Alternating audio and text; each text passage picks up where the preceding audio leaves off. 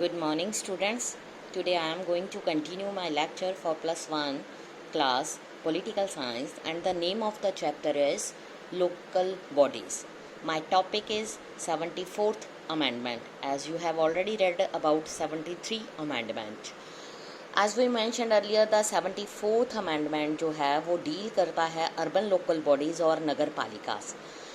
What is an urban area? क्या होता है? It is very to identify a big city like Mumbai, Kolkata, but it is not easy to say this about some very small urban areas. ठीक है, that are somewhere between a village and a town. The census of India defines an urban areas as having इसकी qualities बताई है. First, minimum population of 5,000, at least 75% of male working population engaged in non-agricultural occupation, density of population at least 400 person per square kilometers. As per the 2011 census में ये बताया गया है कि 31% जो इंडिया की पॉपुलेशन है वो अर्बन एरियाज़ में रह रही है. 74th अमेंडमेंट जो है एक रेपिटिशन है 73rd अमेंडमेंट का. सिर्फ इसमें ये अप्लाई किया गया है कि ये सिर्फ अर्बन एरियाज़ के लिए है. जितने भी प्रोविज़न 73rd अमेंडमेंट में हैं वो direct election, reservations, transfer of subject, state elections commission, state finance commission, ठीक है, incorporated in 74th amendment also, and thus apply to nagar palikas. जो कॉन्स्टिट्यूशन है mandated the transfer of list function from the state government to the urban local bodies. जो ये functions हैं हमारे 12th schedule of constitution में mention करे गए हैं. अब हम अगर बात करें implementation of 73rd and 74 amendments की, जितनी भी स्टेट हैं उन्होंने एक लेजिस्लेशन को इम्प्लीमेंट किया है कि जो भी 73rd और 74 अमेंडमेंट्स हैं उनको इम्प्लीमेंट किया जाए. During 10 years since the amendments came into force, ठीक है, 1994 से लेके 2004 बहुत सारी जो स्टेट हैं at least 2 rounds elections to the local body कर चुकी है. स्टेट्स लाइक मध्य प्रदेश, राजस्थान और कुछ अदर स्टेट्स हैं उन्होंने 3 इलेक्शंस जो हैं अभी तक कर लिए हैं.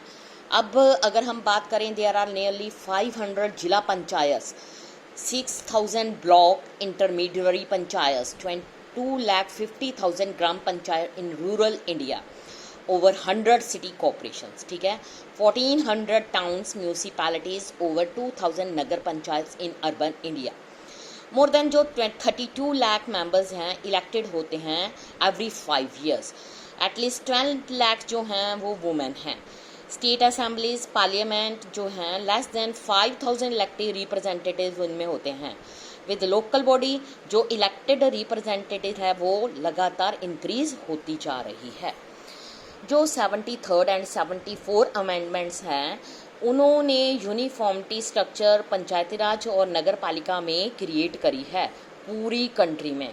The presence of local institution is itself by a significant achievement. एक बहुत बड़ी अचीवमेंट है ये लोकल बॉडीज़ एंड नगर पालिकास.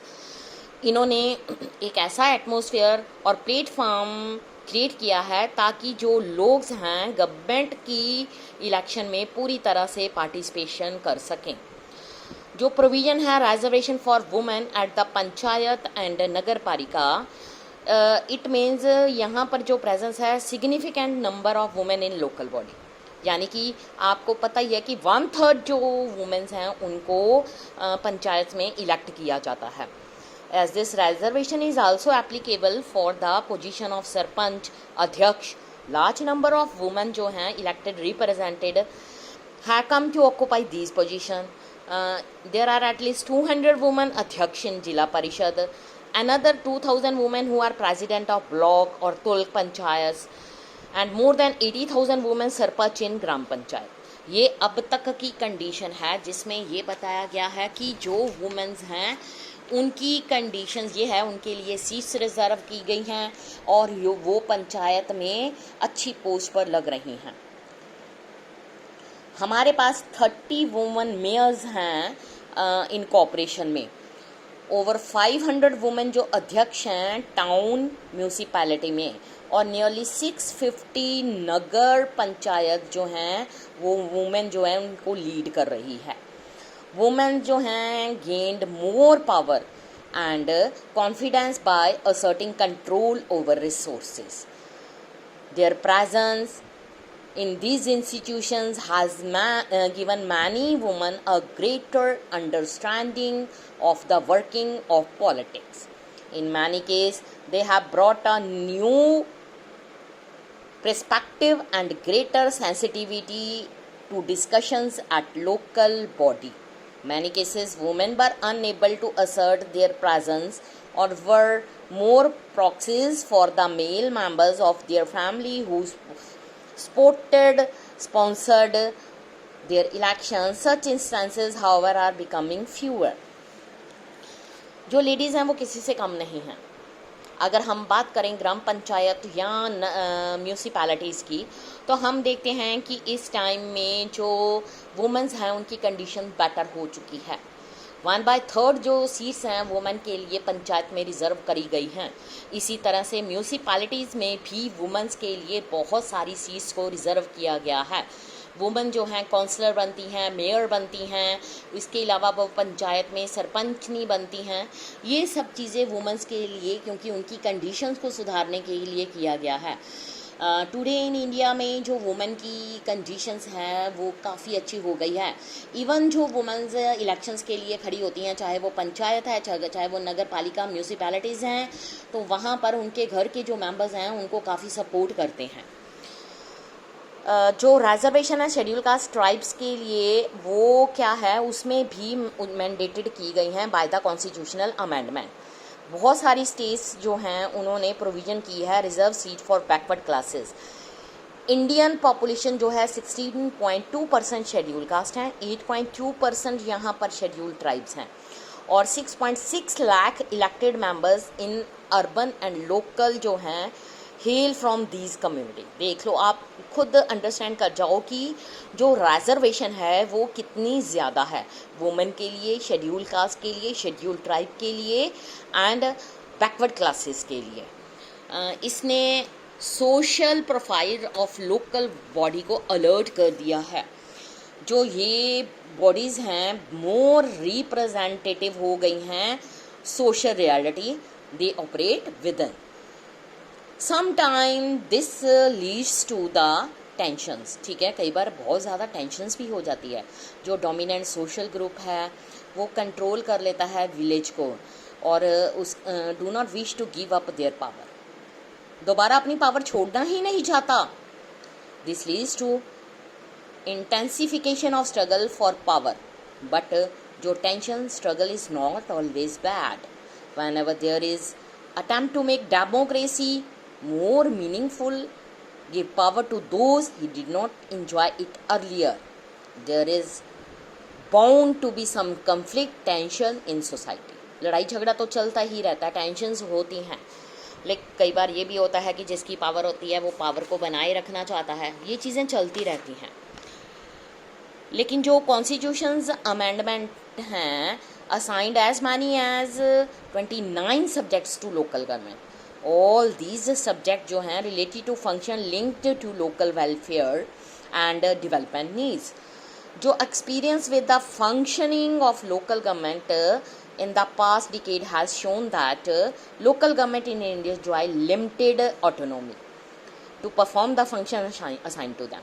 उनको स्टेट गवर्नमेंट फंक्शंस असाइंड काम देती है, असाइन करती है, सिर्फ उसी को इंजॉय करते हैं, अपनी तरफ से वो कुछ नहीं कर सकते। बहुत सारी स्टेट जो हैं वो अपने बहुत सारे सब्जेक्ट से लोकल बॉडी को ट्रांसफ़र नहीं करती। दिस मीन्स जो लोकल बॉडी है can not really function in an effective manner. Therefore, the entire exercise of electing so many representatives become somewhat symbolic. कुछ पीपल हैं क्रिटिसाइज़ कर रहे हैं कि फॉर्मेशन जो लोकल बॉडीज़ की है इसको चेंज करना चाहिए, क्योंकि इसमें जो पूरा कंट्रोल है वो सेंटर और स्टेट का है। लोकल बॉडी कुछ भी अपनी तरफ से नहीं कर सकती। ठीक है, इसके पास इतनी पावर नहीं है कि ये जो प्रोग्राम्स है वो एलोकेशन ऑफ रिसोर्सेज अपने हिसाब से कर सके। इन्होंने एक एग्जाम्पल दिया है Bolivia, one of the most successful case of democratic decentralization in Latin America. 1994 में क्या हुआ था, popular participation law decentralize power to the local level को दे दी गई थी, allowing for the popular election of mayor, dividing the country into municipalities, crafting a system of automatic fiscal transfer to the new municipalities. Bolivia जो है वो 314 municipal governments में divide हो गया. जो ये गवर्नमेंट्स हैं बोलीविया में, हीडेड बाय पॉपुलरली इलेक्टेड मेयर्स, जिसको कहते हैं प्रेसिडेंट म्यूनिसिपल, और उसके अलावा म्यूनिसिपल काउंसिल, कैबिल्डो. लोकल इलेक्शन यहाँ पर नेशन वाइड हर 5 ईयर्स के बाद की जाती हैं. जो बोलीवियन लोकल गवर्नमेंट है वो entrusted with building local health, education facilities as well as maintenance of infrastructure. Bolivia में 20% जो है nationwide tax collection are distributed among municipality on per capita basis. ठीक है.